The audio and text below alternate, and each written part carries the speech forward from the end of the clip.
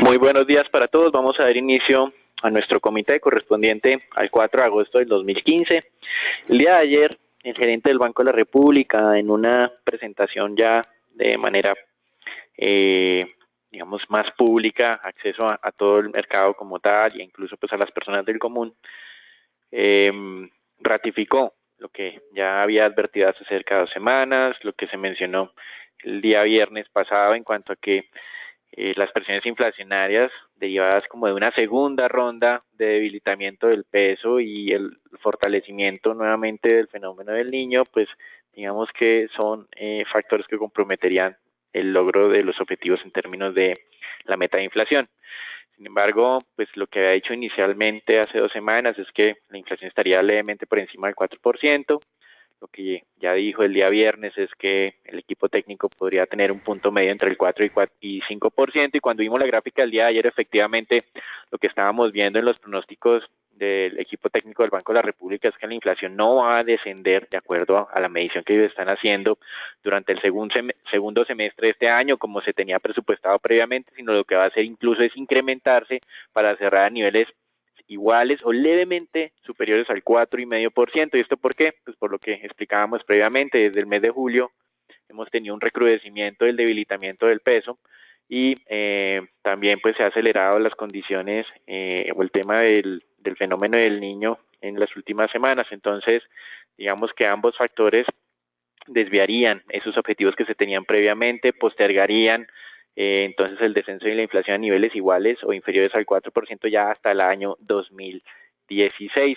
Y con relación al año 2016, pues también estábamos viendo que esos pronósticos de inflación habían sido ajustados al alza. Ya no se está hablando de un 3%, por lo menos por el staff técnico del Banco de la República, sino están hablando de un 3,5% cuando uno mira las gráficas de pronóstico. Por otro lado, la otra conclusión importante para que la tengan en cuenta, siempre se ha mencionado que debido a esas obras de infraestructura 4G y todo esto que se está mencionando por parte del gobierno, el crecimiento se reactivaría en la segunda parte del año o mejoraría parcialmente. Pues con los nuevos pronósticos del Banco de la República, lo que vamos a tener es que esa recuperación, esa aceleración de la dinámica no se va a realizar este año. De hecho, digamos que se iría a mantener los mismos niveles de crecimiento del primer trimestre de este año, del 2,8%, que teniendo en cuenta esa difícil coyuntura externa no fue un mal dato, fue un dato relativamente positivo. Ahora, cuando les preguntaron que cuál era el impacto de esa depreciación del peso en la inflación, el gerente del emisor dice que aunque la depreciación es muy grande, recuerden que ya estamos hablando de niveles iguales o superiores al 50%, de hecho estamos alcanzando ya el 66% si el dólar pues alcanza los máximos históricos en las próximas semanas. Eso tendría un impacto en la inflación cercano a un 5 a un 7%, lo cual pues se ve moderado, es menos de la décima parte del impacto, pero digamos cuando ustedes tienen una meta de inflación del 3% de largo plazo, hablar que hay un efecto transitorio de entre un 5 y 7%, pues es un impacto razonablemente alto y puede alterar en el futuro las expectativas de inflación de los agentes. Entonces, esto es bien importante para que lo tengan en cuenta. Está reconfigurando la estrategia general del mercado. Más adelante vamos a hablar un poco de eso. Al mismo tiempo, JP Morgan anunció un cambio metodológico en la construcción de sus índices de deuda soberana en moneda local. Recuerden que estos índices y la incorporación de Colombia y los incrementos de la participación de Colombia generaron fuertes flujos de inversión por parte de extranjeros durante todo el año 2014. Pues bien, esos cambios que están haciendo de tipo metodológico, uno de ellos sería la consideración de la calificación que otorga Fitch para confirmar o no que una emisión es grado de inversión. Recuerden que estos índices pues tienen ciertas restricciones, hace que la participación de China, México, Brasil y Rusia suba y la de Colombia y Filipinas baje. Colombia y Filipinas baje, entonces esto es importante. Tenemos efectos entonces de cambios de expectativas de inflación que presionaría tasas al alza, y ahora tenemos un anuncio que pues todavía no hemos podido medir bien con los datos como tal, números, pero que el anuncio afecta aún más esa dinámica. Entonces, importante estos dos temas para el mercado de renta fija. Con relación a el tema corporativo, digamos que todo está centrado en Isagen. El día de ayer publicó resultados y ayer también tuvimos una una situación con relación al Consejo de Estado y el proceso que se está llevando en esta entidad para definir si se da vía libre al proceso de venta de la participación del gobierno, si se suspende temporalmente o si efectivamente se rechaza esta intención. Pues bien, con relación a eso, ayer el Consejo de Estado informó que se van a tomar 10 días más para otras pruebas adicionales y después de eso 20 días más para tomar la decisión final. Obviamente los demandantes están preocupados porque el Consejo de Estado tomaría una decisión muy rápida debido a las presiones del gobierno, pero digamos que pues para el mercado es una situación muy positiva. Con relación pues a esto, los plazos entonces serían así, en total 10 días hábiles más 20 días hábiles, 30 días hábiles contados a partir del día de hoy, pues ayer fue la reunión, más o menos estaríamos hablando del próximo 17 de septiembre, cerca de un mes y una semana larga para conocer este resultado. Al mismo tiempo, los medios de información han destacado que el gobierno tendría que afanarse tal vez a cambiar algunos plazos que tenía en su decreto en el que pues anunciaba la venta de su participación en ISAGEN porque tenía fecha límite el 24 de septiembre de este año para realizar la subasta. No vemos que sea un problema hacer sus cambios en el decreto del gobierno, pero pues sería muy interesante ver y confirmar si efectivamente el Consejo de Estado para el 17 de septiembre tendría la decisión final y obviamente pues detrás de eso qué tipo de decisión tomaría. No tenemos en este momento suficiente información para decir que va a dar la vía libre o que lo va a suspender en proceso un poco más o que va a rechazarla, entonces hay que estar pendientes para esa fecha. Y con relación a ISAGEN y sus resultados financieros, como los vamos a ver más adelante, la lectura es básicamente muy parecida a lo que fue el primer trimestre, afectación por los costos financieros asumidos para el financiamiento de la obra de Hidrosogamoso, un incremento en el tema de impuestos, pues ustedes ya lo han escuchado en todas las empresas en Colombia afectadas por esos incrementos tributarios, pero lo importante acá es que desde el lado operacional la compañía va muy bien y entonces nuestro concepto en términos generales sobre la compañía sería favorable. En América Latina, para que se den una idea, Brasil, vehículos, las ventas de estos vehículos cayeron el 23% en julio, para que tengan más bien una comparación con Colombia. En junio tenemos una caída del 7% en los mismos términos, año a año. Consideramos que estas ventas en Colombia podrían contraerse aún más luego de que durante el mes de julio, ya lo que llamamos parte de agosto, pues se ha incrementado el valor del dólar de manera acelerada y esto, pues por supuesto, afectaría a los precios de vehículos importados que tienen un alto componente en el mercado local. Con relación también a cifras de actividad industrial en Brasil, conocimos que hay una nueva contracción, ya sexto mes consecutivo del índice PMI, que se ubicó en 47.2, aunque mejora levemente frente al mes anterior, la contracción se mantiene en este sector.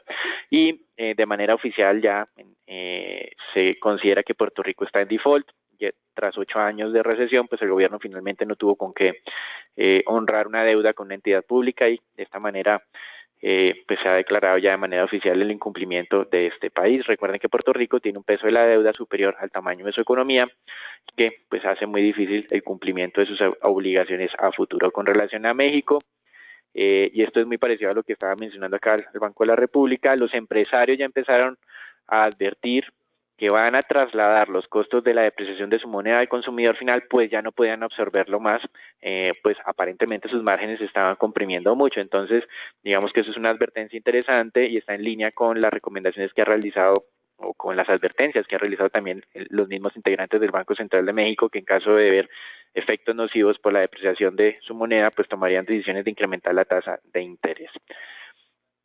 Y finalmente, ya entrando a lo que es mercados un poco más desarrollados, en Estados Unidos el día de ayer el ISM manufacturero mostró una reducción, lo cual uno entendería como un dato negativo.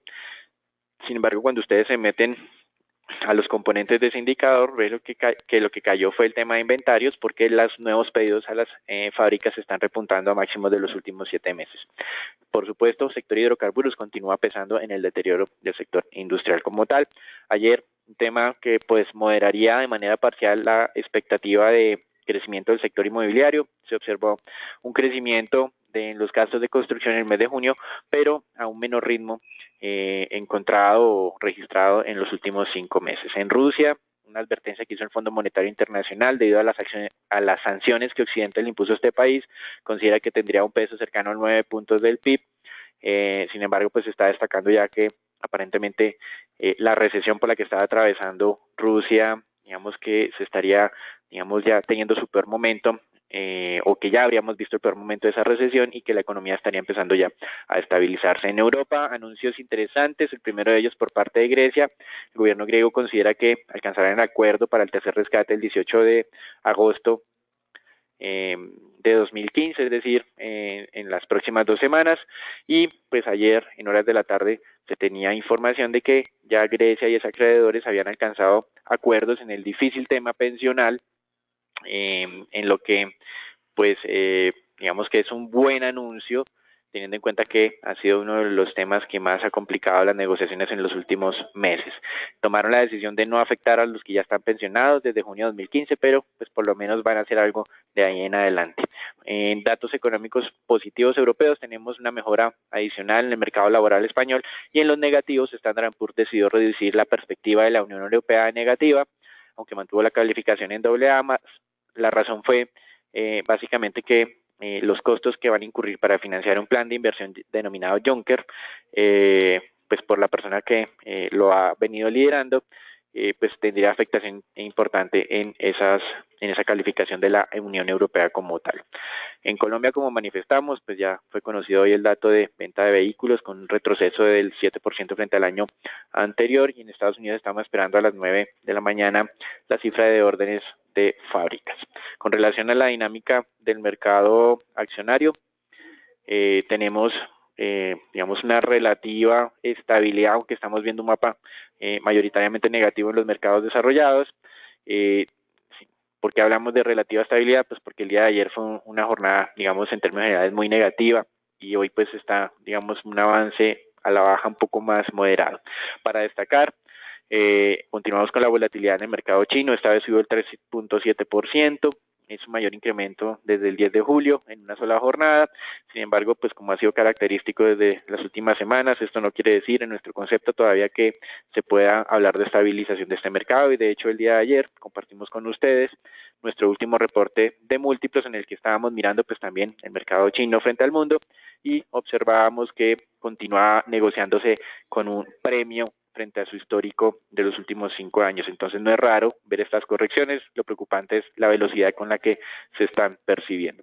Con relación a resultados corporativos, Toyota en Japón reportó una buena dinámica, BMW en Alemania se vio afectada por las malas ventas en China, aunque esa utilidad estuvo en línea con lo esperado, y en los Estados Unidos la aseguradora AIG sorprendió nuevamente con buenos resultados, por lo que tuvo avances en una jornada predominantemente negativa. En América Latina, en Brasil, la adquisición anunciada de la división de HSBC en Brasil por parte de Bradesco afectó a este último con una caída del 3%, muy parecido a lo que le pasó el día de ayer a Almacenes Éxito en Colombia, pues por esa anuncio de adquisición de ese importante retail en este país.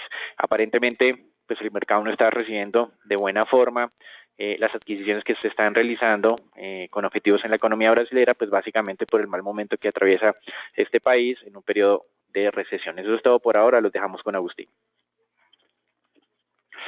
Bien, buen día para todos. En la jornada anterior, la acción que más se transó fue la acción de Terper, casi 28.000 millones de pesos fueron operados en tan solo 100 operaciones, lo que demuestra ahí entrada de operadores, digamos, institucionales dentro de esta misma especie. Por el lado negativo, pues tenemos ahí las acciones del Éxito, que tuvieron operaciones por 21.000 millones de pesos con alrededor de 560 operaciones, y aquí lo que demuestra, digamos, es una gran cantidad de personas naturales operando sobre esta especie, que tradicionalmente tiene un promedio alrededor de unas 100. El índice pues continúa, digamos, ahí sobre esa zona psicológica, los 1.300 puntos.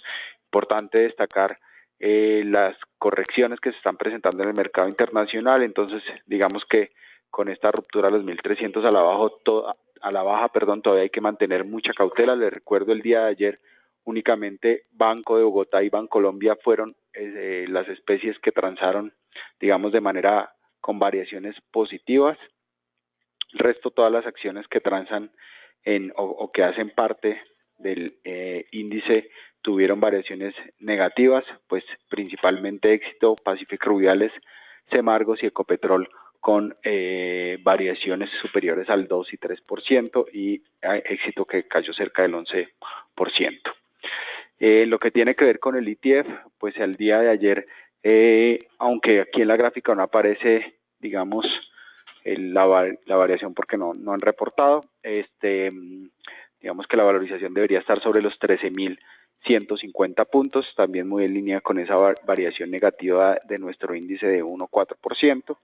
Les recuerdo que este ETF está sobre los 1.89 billones de pesos y también es importante tener presente aquí la zona soporte de los 13.000 puntos, donde si llegara a presentarse una ruptura, pues también, digamos, señalaría ahí la salida para varios inversionistas de más largo plazo.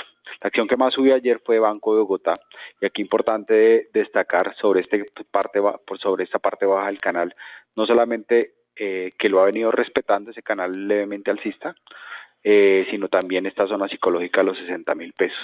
Entonces digamos que si en el corto plazo continuamos observando una consolidación acá sobre los 60.000, podría haber una señal interesante primero de ir a la búsqueda de esta parte superior de 62.000 pesos, pero más interesante aún la parte o la cota superior sobre los 64.500, 65.000 pesos que podría también presentarse. Aunque esta especie tradicionalmente no presenta volúmenes importantes, se transan alrededor de 200 millones de pesos únicamente, de 200 a 500 millones de pesos sobre la misma especie. Sí es interesante destacarla de manera estructural, vuelvo y reitero por el tema del soporte en los 60.000. No sirve para especular, son tan solo alrededor de 4 a 7 de 10 operaciones a 15 operaciones, promedio diario, pero de manera estructural pensaríamos que puede ser una buena alternativa, más tratando de probar esos 60.000 pesos. En el lado negativo, pues Éxito, una caída del 11.27%, y aquí, pues, tener presente que habíamos monitoreado esta zona soporte de 21.500, 22.000 pesos que, digamos, había venido señalando, digamos, una alerta clara. La jornada anterior, a primera hora, enviamos nuestra recomendación de venta porque ahí había, digamos, una señal importante sobre esta especie de liquidación de esa recomendación de compra anterior y digamos que por ahora sobre este canal bajista sí pareciera que hay una zona sobre los 18.500 pesos que podría ser relevante. Sin embargo, es importante destacar que, como lo mencioné anteriormente, ese gran volumen de personas naturales que aún es desconocido, digamos, podría generarle mayor volatilidad al precio de la acción, y por ahora entonces nuestra recomendación, hasta que este tema de volatilidad y monto negociado no se estabilicen por lo menos cerca al promedio, digamos que hay que mantener una cautela sobre la misma especie. Eso es todo por ahora, los dejo con Ricardo.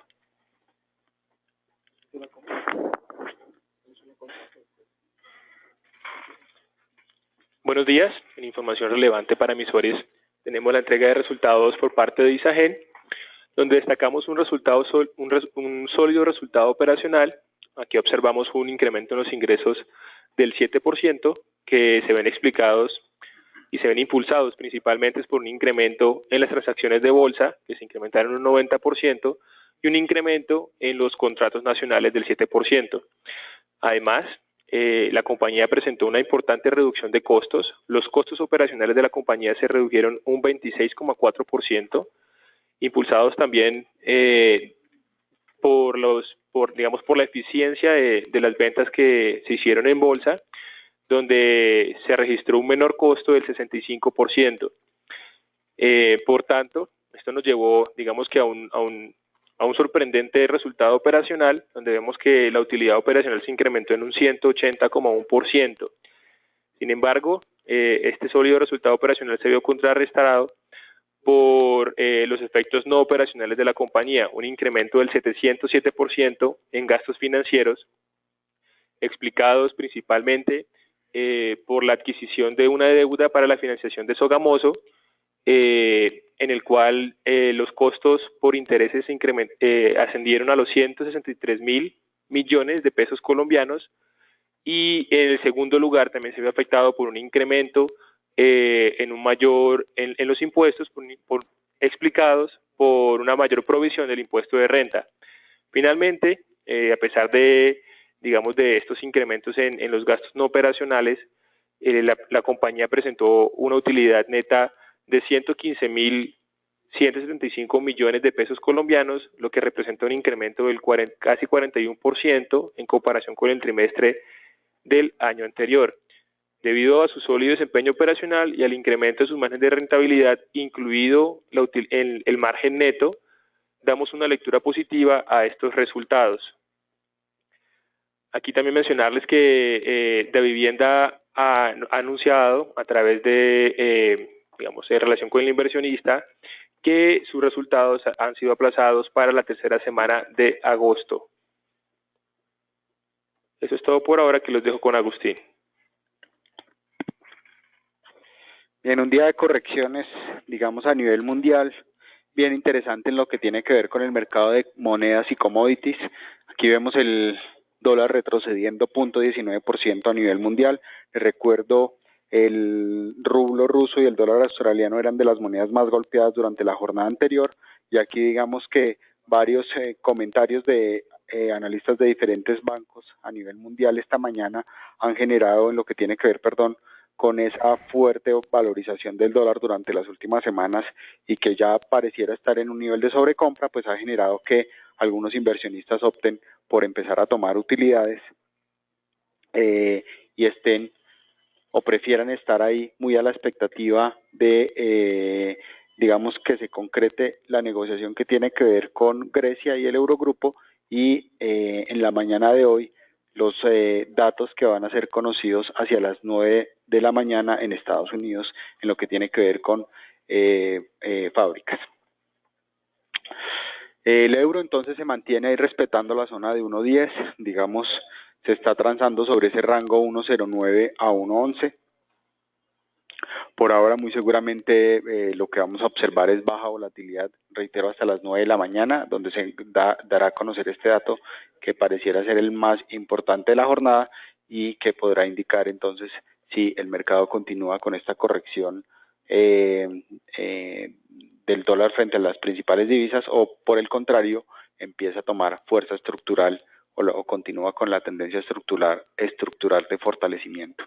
Lo que tiene que ver con el peso mexicano, pues las medidas que tomó la comisión de cambios la semana anterior pues continúan dando resultados. Digamos que la divisa ha disminuido su volatilidad, el dólar ha presentado una caída del 0.23% esta mañana, y adicionalmente la Asociación Mexicana de Intermediarios Bursátiles anunció que estaba de acuerdo con las medidas que había tomado Banixco y la Comisión de Cambios la semana anterior.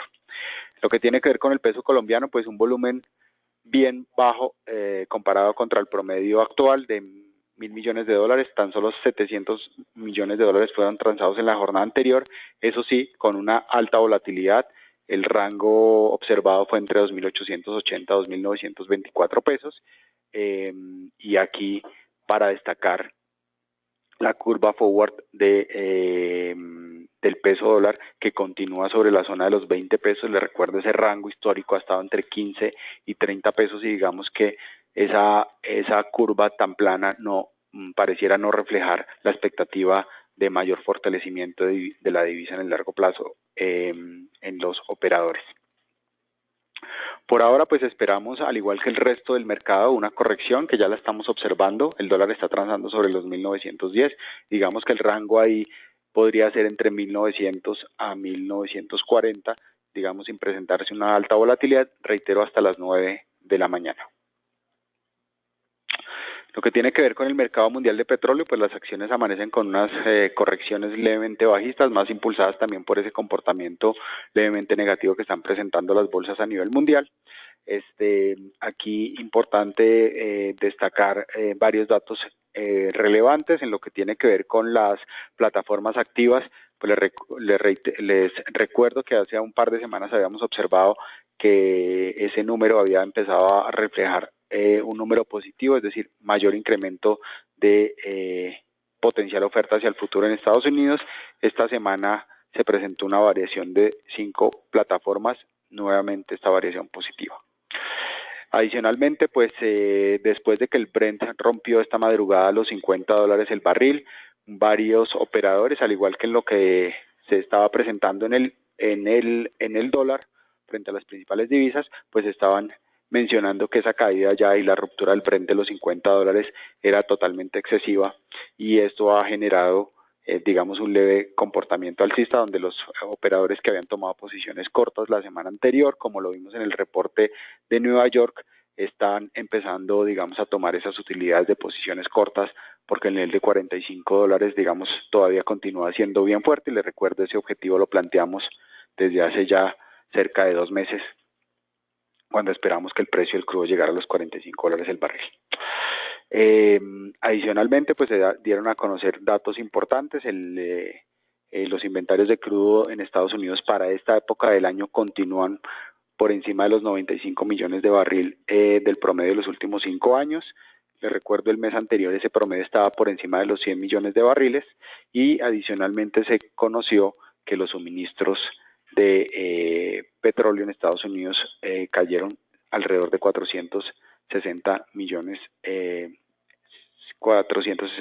de barriles.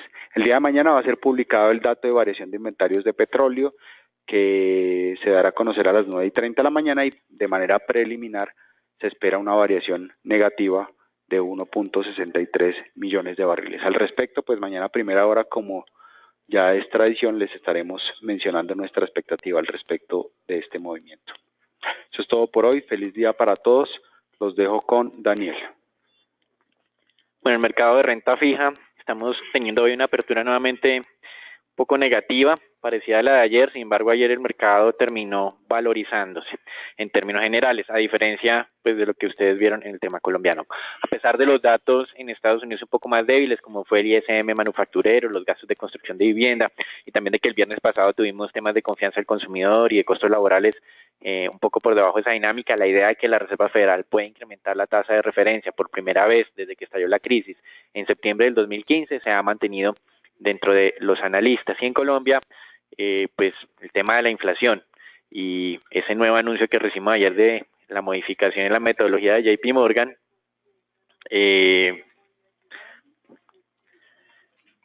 han terminado por afectar la dinámica de los test. Si ustedes miran esta gráfica, aquí tenemos el comparativo al cierre de ayer y hace 2 semanas. Los puntos azules muestran un claro incremento en la parte corta de la curva de 20 puntos básicos en lo que son junio del 16, noviembre del 18, y de 15 puntos básicos en los que son septiembre del 19, 10 puntos básicos en los que son julio del 20. Ayer los movimientos fueron un poco más grandes. De hecho, títulos y líquidos que vencen en octubre del 2015 subieron cerca de 25 puntos básicos en las tasas de negociación en el MEC. Entonces, lo que estamos viendo básicamente es un tema de mucho volumen de negociación en noviembre del 2018, superando incluso el volumen de negociación del 24. Hace algunas semanas estábamos destacando lo que estaba pasando era con julio del 20, y ahora lo que estamos viendo es que el mercado está tratando de reducir el riesgo y se está concentrando demasiado en esas posiciones ya a noviembre de 2018. Y digamos que básicamente este movimiento alcista en esta parte corta, pues fue el resultado de lo que salió del Banco de la República y esos ajustes en los pronósticos de largo plazo, bueno, de mediano y largo plazo. Ahora, lo que viene ahora con JP Morgan puede terminar por afectar más adelante, no la parte corta, sino también la parte larga, que es más sensible a ese tipo de anuncios. Entonces, pues digamos que son temas que hay que continuarle haciendo seguimiento. Eso es todo por ahora, los dejamos con Felipe. Buenos días a todos. En el tema renta fija, ayer fuimos a probar la zona del 7.22, 7.23, terminó al 7.20, hoy arranca operando al 7.19. Recordar que tenemos niveles todavía de venta entre el 7.12 y el 7.08, con stop al 6.95. Mantenemos nuestra visión de tasas al alza con objetivo de mediano plazo 7.30 y 7.50. Recordar que el gobierno tiene como meta de crecimiento el 3.6%. El Banco República en su reunión del viernes rebajó esa posible incremento del PIB al 2.8%, lo mismo que varios analistas y el Fondo Monetario Internacional también lo tienen entre el 3 y el 2.6%. Esto nos lleva a una situación muy probable de desbalance en el gobierno, por lo cual va a tener que tener más deuda este año, lo cual nos hace pensar que la tendencia al alza en la tasa de test puede seguir, indiferente del comportamiento que en estos momentos tengan México y Estados Unidos, que han estado estables. Creemos que los test de largo plazo aquí en Colombia presentan una oportunidad de corto para ir a buscar tasas mayores. De resto, desearles a todos un feliz día y cuidado con las posiciones largas.